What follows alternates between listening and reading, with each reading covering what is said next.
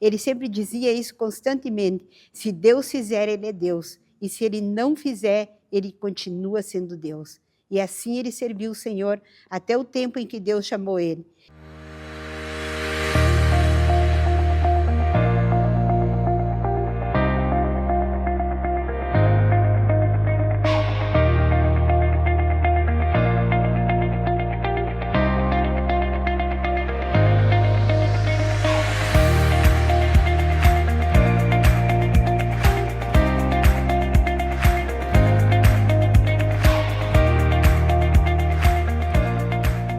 Graça e paz, igreja.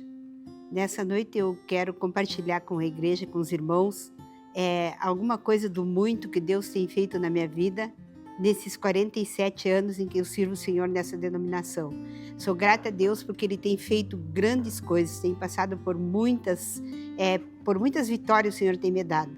É claro que a gente tem também as lutas, batalha, e nessa hora eu quero compartilhar com a igreja da experiência que eu vivi com o meu esposo, que hoje se encontra nos braços do Senhor, e foi uma batalha grande que a gente viveu, mas também o Senhor presente em todos os momentos. 2 anos após nós ter casado, ele recebeu um chamado do Senhor, que ele seria enviado para muitos lugares e que ele seria pescador de homens, que Deus usaria ele para que muitas almas fossem ganhas para o Senhor.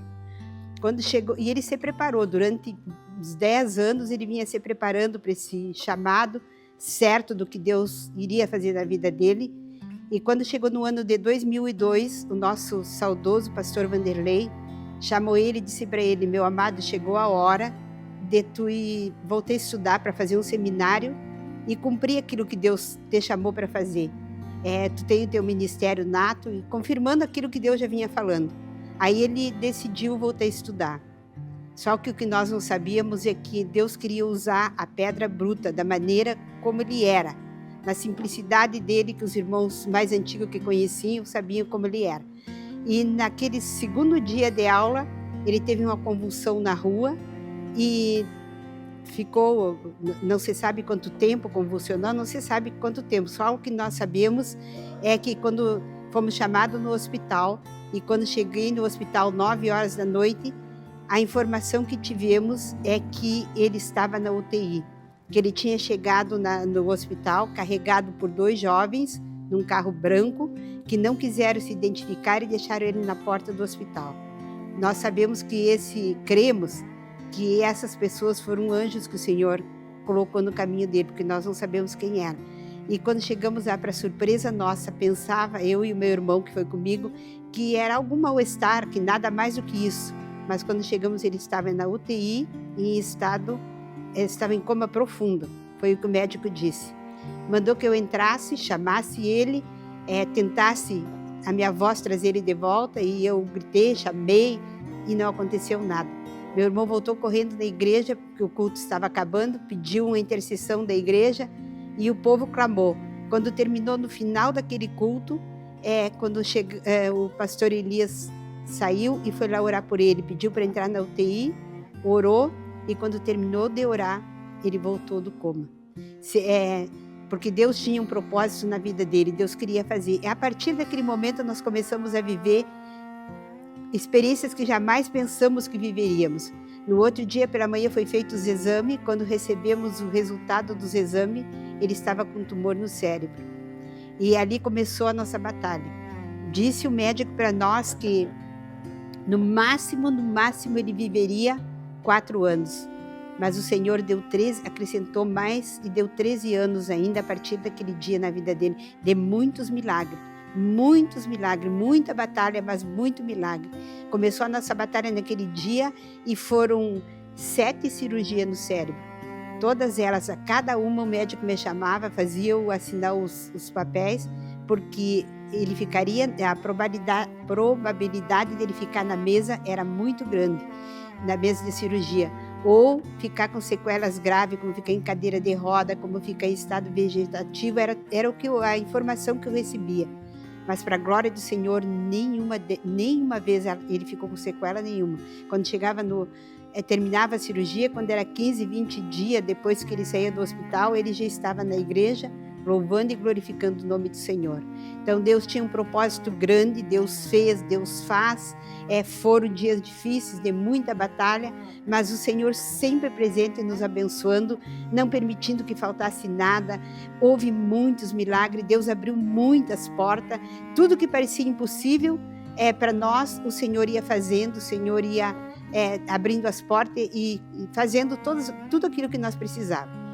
Então, irmãos, eu posso dizer com certeza que nós nunca estamos sozinhos. O Senhor está conosco em todos os momentos que nós precisamos. Ele esteve conosco e eu sei que também Ele está com vocês.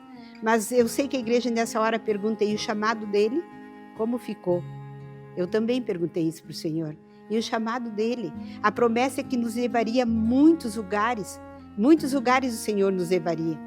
Aí eu respondo para os irmãos, na 4ª cirurgia dele, ele precisou ir para o hospital do câncer, que é o Santa Rita, em Porto Alegre, e quando nós chegamos naquele lugar, ele ia fazer as radioterapias, e quando nós chegamos lá, era bem complicado. Quem já foi lá sabe que é difícil da gente chegar lá, a gente vê as pessoas em condições muito precárias, algumas faltando um pedaço do nariz, do rosto, nós vimos muitas coisas que nos deixou abalado.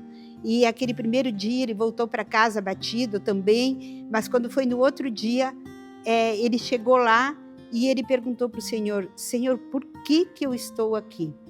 O que eu estou fazendo aqui? Tu me fez uma promessa que me levaria a muitos lugares e eu estou aqui. E o Senhor respondeu para ele, de que outra maneira tu estaria aqui se não fosse desse jeito? Eu tenho te trazido. Nesses lugares é que eu te prometi que eu te levaria. Era aqui que eu queria te usar. Então, irmãos, quando o Senhor nos faz um chamado, nós pensamos que é na igreja, que é em outros lugares, quem sabe testemunhando em algumas igrejas, era assim que nós pensávamos. Mas não, o ministério que o Senhor tinha para ele era totalmente diferente. E eu lembro que ele dizia para mim, quando o Senhor me chamar para mim ir cumprir o meu ministério, eu quero que tu deixe o teu trabalho para te estar junto comigo. E eu dizia para ele, não, eu não posso deixar o meu trabalho, alguém tem que ficar sustentando e eu vou ficar. E ele dizia, mas eu preciso ir contigo. Eu dizia, eu não vou contigo, não posso, só quando eu me aposentar. Só que quem sabe todas as coisas é Deus e não nós. Nós não sabemos nada. E eu fui todas as cirurgias que ele fez, ele fazia praticamente de 4 em 4 anos uma cirurgia. E cada vez ele ficava de 15 a 20 dias no hospital. E todas as vezes eu estive com ele lá. Então eu vi o que Deus fez, os milagres. Eu vou viver uma vida inteira, sempre digo, e não vou contar tudo o que eu vi Deus fazer através da vida dele. Ele falou de Jesus para o médico, para enfermeiras, ele falou para os pacientes, eu vi ele orando por esposa de chefe de quadrilha dentro do hospital e a pessoa aceitar Jesus chorando. E a última cirurgia dele, ele falou do amor de Jesus para a enfermeira que era uma desviada, que se reconciliou, que ele orou com ela. Eu vi Deus fazer muitas coisas, muitos milagres Deus fez através da vida dele. E não era da maneira como nós pensávamos, muito menos da minha falta de fé, achando que eu teria que estar trabalhando. Deus supriu todas as nossas necessidades e eu, depois que ele partiu para o Senhor, que eu fui analisando a minha vida e pensando, eu entendi que eu estive junto com ele todo o tempo do ministério dele. Foi um ministério de 13 anos, mas que eu sei e tenho certeza que muitas vidas foram alcançadas por ele. Não só pelos lugares onde nós andamos, como também aqui na cidade. Até agora eu escuto testemunho ainda de pessoas que tiveram encontro com Jesus através da vida dele e que eu nunca soube, porque Deus faz da maneira que Ele quer, como Ele quer. E Ele nunca se queixou de nada, Ele nunca disse nada para mim, por que eu estou vivendo isso. Ele sempre glorificou a Deus e Ele sempre dizia isso constantemente, se Deus fizer, Ele é Deus, e se Ele não fizer, Ele continua sendo Deus. E assim ele serviu o Senhor até o tempo em que Deus chamou ele.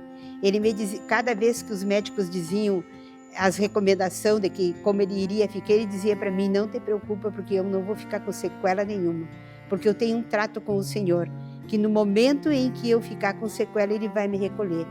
E isso foi o que aconteceu. A última cirurgia dele foi aqui em Livramento e ele ficou com sequela. Ele ficou sem enxergar. mesmo que ele nunca aceitasse que ele ficou, ele não enxergava, e ele dizia para mim que estava escuro, e ele dizia para mim que pedia para que eu ligasse as luzes porque estava escuro, e eu dizia para ele: não está escuro, as luzes estão acesas, os teus olhos é que estão escuros. E ele dizia para mim: não me diz isso, porque eu sirvo ao Senhor, e quem serve o Senhor não tem escuridão. É as luzes que estão escuras realmente. Ele nunca aceitou, ele sempre esteve certo de que ele estava na claridade, porque realmente ele estava, o Senhor estava com ele. E até os últimos momentos em que ele teve condição de falar, de respirar, ele esteve louvando o Senhor e ainda fazendo a obra, porque os irmãos que visitaram ele lá em casa, quando ele já estava nos últimos dias, eles ainda foram. Alguns deles ainda tiveram experiências muito grandes com o Senhor através da vida dele, porque eles iam lá para orar por eles e saíam de lá ministrado por eles, porque Deus teve um propósito grande na vida dele. E eu sou grata a Deus por tudo que ele fez, mas também eu gostaria de dizer para os irmãos que nós não estivemos sozinhos em nenhum momento. Nós tivemos a nossa família toda junto conosco, toda a nossa família, irmãos, sobrinhos, sempre conosco, a família dele toda nos apoiando junto conosco, e a nossa igreja também. A igreja foi presente em todos os momentos, tanto orando, como visitando, como abraçando, como abençoando financeiramente. Então, irmãos, eu louvo a Deus pela igreja que eu sirvo, pelos irmãos que eu tenho, que são família também aqui da igreja, e todos aqueles que estiveram presentes. E eu gostaria de dizer para aqueles que estão se sentindo desigrejados, que não estão aqui, volta, irmãos, venha para a igreja. Um cordão de 3 dobras é muito mais difícil de arrebentar do que um só. Quando nós estamos sozinhos, é mais difícil nós passar. Eu sei que nós podemos servir a Deus em casa, mas quando nós estamos com a comunhão da igreja, nos encontramos no momento como eu me encontrei, se não fosse o apoio da igreja, se não fosse todo o carinho que eu recebi, eu teria sido muito mais difícil.